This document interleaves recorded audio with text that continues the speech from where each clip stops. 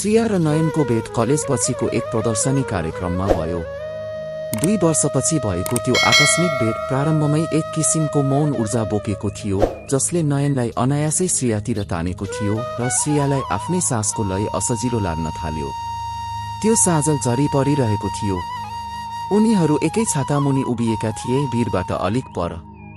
नयनको कन्दामा झरेको पानीको थोपा र श्रेयाको सासको न्यानोपनले त्यो क्षणलाई गहिरो बनाइरहेको थियो। श्रेया बोलिन, तिमीलाई यति नजिक हुँदा अचम्म लाग्दैन? नयन हल्कासम्म मुस्कुरायो। अचम्म लाग्छ, तर त्यसमा रमाइलो मिठास छ। ती दिनदेखि उनीहरूको भेट प्राय हुन थाल्यो। तर त्यो सम्बन्धमा केही थियो, सामान्य प्रेमिका जस्तो सिधा स्पर्श होइन, त्यो चाहना थियो जुन आँखाबाट बग्थ्यो अनि मौनताले अझ बढ्थ्यो। एक रात श्रेया नयनको अपार्टमेन्टमा थिइन्। बत्ती मधुरो थियो, बगालोमा उनीहरू सँगै बसेका थिए। नयनले श्रेयाको कपालमा औला चलायो। त्यो सानो स्पर्शमै श्रेयाको मनभित्र एउटा लहर फैलिएको महसुस भयो। उसले बिस्तारै नयनको हात समातिन्। सास अलि गहिरो भएको थियो। तिमीलाई कहिलेकाहीँ लाग्दैन? शरीरले पनि आत्मालाई बुझ्न खोज्छ, उसले फुसफुसाइन्। नयनले श्रेयातिर हेर्दै बिस्तारै टाउको हल्लायो। शरीर त आत्माको पहिलो भाषा हो। त्यो रात उनीहरू बीच कुनै हतार थिएन। प्रत्येक स्पर्श ध्यानपूर्वक थियो, कुनै आकस्मिकता होइन, बरु संलग्नता। श्रेयाको गाला छुनु जस्तो सामान्य तर सम्मानजनक स्पर्शमा पनि एक किसिमको ऊर्जा थियो, जुन उसको शिरदेखि पिठासम्म बहिरहेको थियो। नयनले श्रेयालाई नजिक ताने, आँखा जुधे।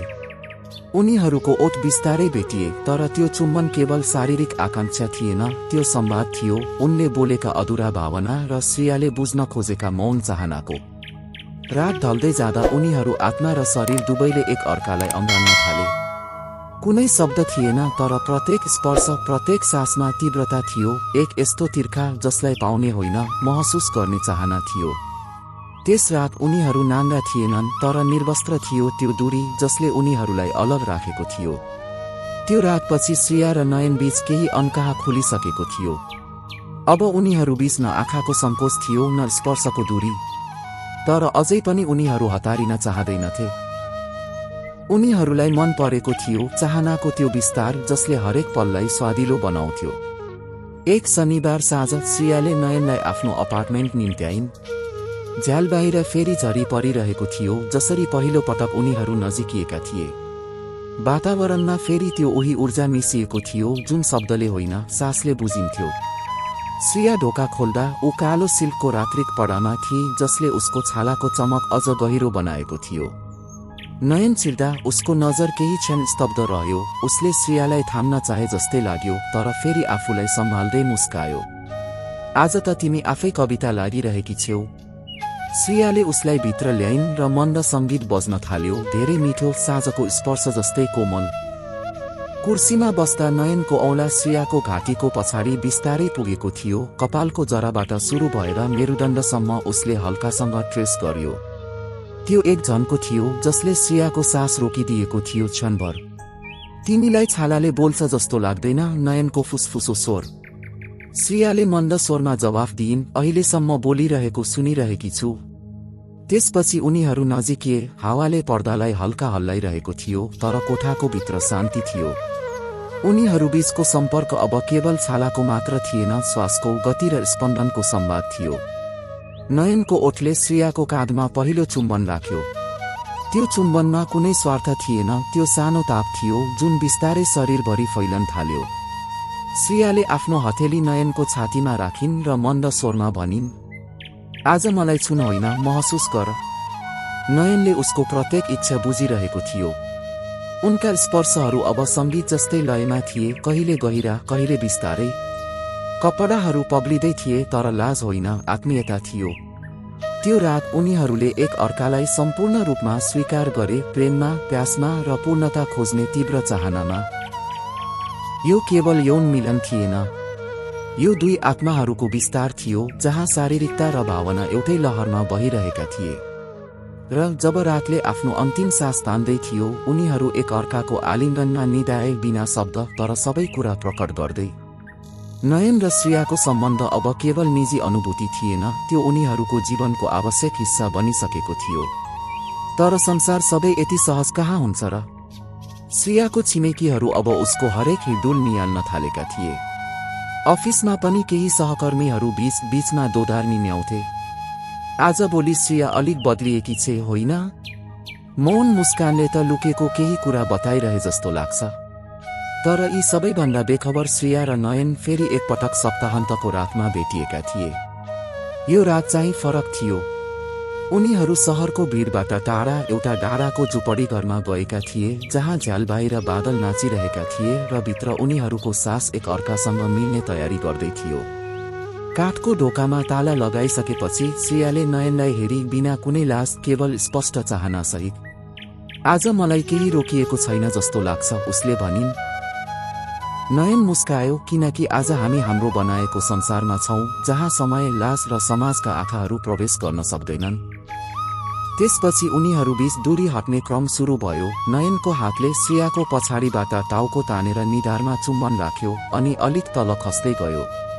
त्यो चुम्बनहरू लयमा थिए, कहिले बिस्तारै, कहिले आत्मीय। श्रेया नयनको काँधमा हात राखेर फुसफुसाइन्, तिमी मलाई न अगाडि बढाऊ न थाम, बस मसँगै बह। र उनीहरू बहन थाले, गहिरो सास, हल्का कम्पन र त्यो छालामुनिको स्पर्श जसले आत्मालाई पनि घोचिरहेको थियो। कपडाहरू शरीरका घेराहरू जस्तै बिस्तारै हटे, तर उनीहरू बीचको स्पर्शमा अझै पनि एउटा सम्मान बाँकी थियो, यौन चाहनालाई पूजाझै शुद्धतासँग समेटिएको थियो। नयनको औँलाले श्रेयाको ढाडलाई पछाडिबाट टेकेको थियो, एउटा सुरक्षा, एउटा साथ। श्रेयाले आँखा बन्द गरेर उसलाई महसुस गरिरहेकी थिइन्, बिना भए, केवल समर्पणमा। र जब रात अन्तिम सास तान्दै थियो, श्रेयाले उसको कानमा भनिन्, हामीलाई चाहिएको थियो एउटा सीमाहीन संसार। तर देखे, साँचो प्रेम त सीमाभित्र पनि पूर्ण हुन सक्छ, यदि हृदयले बग्न पाउँछ भने। नयनले उसको ओठमा हल्का चुम्बन राख्दै भन्यो, हामी दुई मिलेर सीमाभित्रै एक ब्रह्माण्ड बनाएका छौं, जसमा तिमी र म मात्रै छौं। डाँडाको त्यो एकान्त रातपछि नयन र श्रेयाको सम्बन्धमा कुनै शब्द बाँकी थिएन, न त अब स्पष्ट परिभाषा आवश्यक थियो। उनीहरू बीचको सम्बन्ध एक यस्तो नदी बनेको थियो, जसको किनार न त कोही बाँध्न खोज्थ्यो, न कोही त्यसलाई रोक्न। श्रेयाले नयनको कुहिनो समाउँदै भनिन्, हाम्रो बीच केही छ, तर त्यो के हो भनेर बुझाउन म शब्द खोज्न सक्दिन।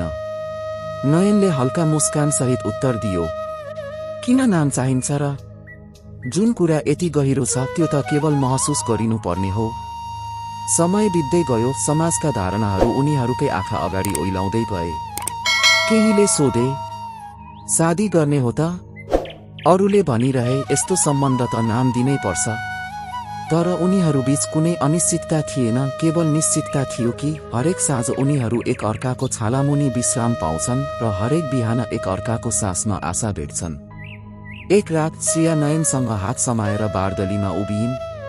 आकाशमा पूर्ण चन्द्र थियो।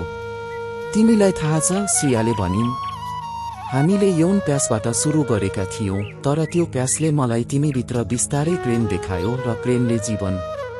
नयनले उसको हात चुम्दै भन्यो, हामीले शरीरबाट यात्रा सुरु गर्यौं, तर आत्मामा पुग्यौं। सायद यही हो साँचो साथ, नाम बिनाको तर बन्धनभन्दा गहिरो। त्यो रात उनीहरू फेरि एउटै ओछ्यानमा सुते। पहिले झै स्पर्शहरू थिए, तर ती स्पर्शहरू अब चाहना होइनन्, समर्पण बनेका थिए। श्रेयाले नयनको छातीमा टाउको राखेर सास फेरिन्, शान्त, पूर्ण र प्रेमभित्र थकित। कोठाभित्र उज्यालो कम थियो, तर मनभित्रको प्रकाश स्पष्ट। नयनले आँखामा आँखा राखेर फुसफुसायो, तिमीलाई छु भन्ने अर्थ अब केवल बाहिरी होइन, म त तिमीभित्र गहिरैसम्म बगिरहेको छु। श्रेया निधाएकी थिइन्। नयनले उतिर हेर्दै हल्कासँग ओठ मुस्कायो, र त्यो मुस्कानमा थियो एक जीवनभरको बाचा, शब्द बिनाको तर सबैभन्दा साँचो। साथीहरू, यो कथा कस्तो लाग्यो? यदि तपाईहरूलाई यस्तै यौन कथा मन पर्छ भने यो युट्युब च्यानलमा जोडिन नबिर्सनुहोला।